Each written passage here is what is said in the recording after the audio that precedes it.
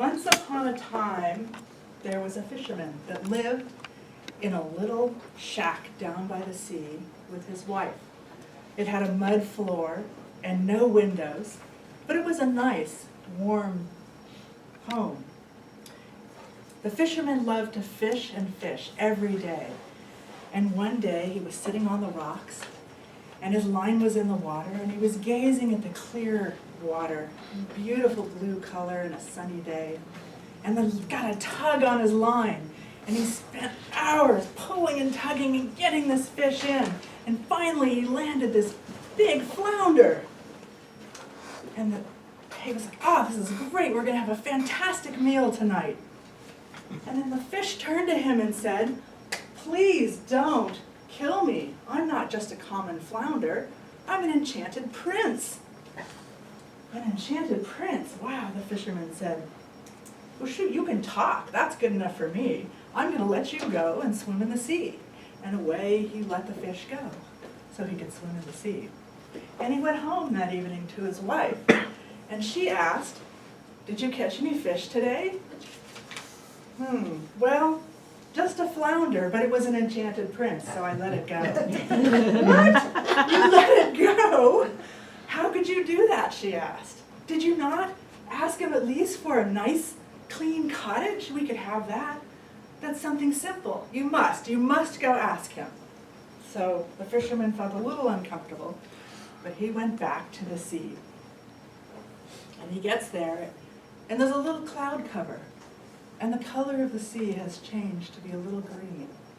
But he stands on the edge of the sea, and he says, "Flounder, flounder, in the sea, please come, listen to me." And the flounder comes up. "What do you want?" And the fisherman says, "Oh, my wife, please. She wants just a nice, clean cottage. Can you please give that to her?" Her wish is granted. And so the fisherman goes back home, and he finds his wife at the door of this beautiful little cottage. And she takes his hand and leads him inside and shows him the rooms, the beautiful rooms with so much light, and a pantry full of all the best food, and a beautiful little garden with vegetables. And says, "Isn't this better?" And he says, "Yes, this is lovely, and we shall be happy. We will stay here." And they were, for about a week. And then the wife says, "We need a bigger house. This is too cramped. We need a bigger spot. Oh, man. You need to go back and ask the fish." I mean, he's an enchanted prince, right?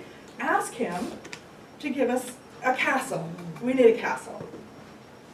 "Oh no, that's too much." "No, you must," she says. "You must go back." So the fisherman finally goes back. And he says again on the edge of the sea, "Flounder, flounder in the sea. My crazy wife is bugging me. Please, please, come listen to me." And the flounder comes. What does she want? And the fisherman says she wants a castle. And so the flounder grants her a castle. And he walks home. And sure enough, comes around the corner, and in the place of his house is this big castle with acres of fruit trees and wonderful plants all around and flowers and everything that he could want. And his wife is at the door, and she leads him in and shows him the gigantic rooms and says, "Isn't this better?" And he says, "Yes, this is nice, and we'll be happy here. This is very nice. We need nothing else." And a week later, the wife says, "I want you to be king. You must go back and ask the fish to be king." "No, no," says the fisherman, "it's too much. I can't do it." But she berates him over and over again until finally he goes back. And he calls to the fish, "Flounder, flounder in the sea."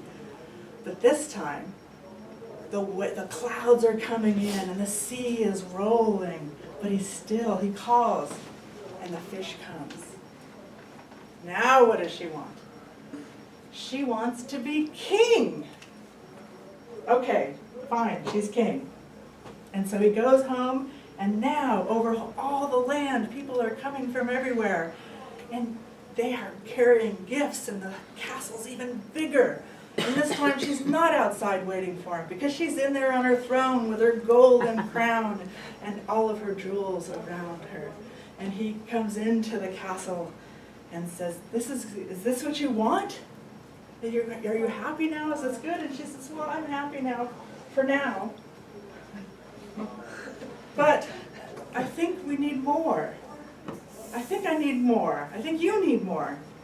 And so, and the fisherman says, no, this is just too much. We can't do this anymore. We've asked way too much. And she says, no, this is not enough. I want to be Pope. And the fisherman says, no, I can't do this anymore. I really can't. But the wife says, I am king, and you are but my husband. You must do as I say. So the fisherman goes back, hat in hand. Flounder, flounder in the sea. My crazy wife, she's bugging me. Please, please come and listen to me. And the flounder comes back. My God, what now? She wants to be Pope. Okay, the flounder, one more time. Her wish is done. Go back to the house, or go back to the church, and you will see it's done. And the fisherman slowly makes his way home, and he gets back there, and it's the church in place of his home and castle and everything.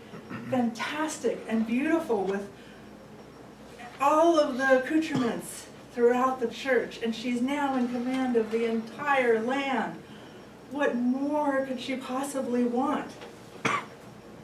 And as he approaches her, she said, well, yes, this is nice, but no, I want to command when the sun and moon rise.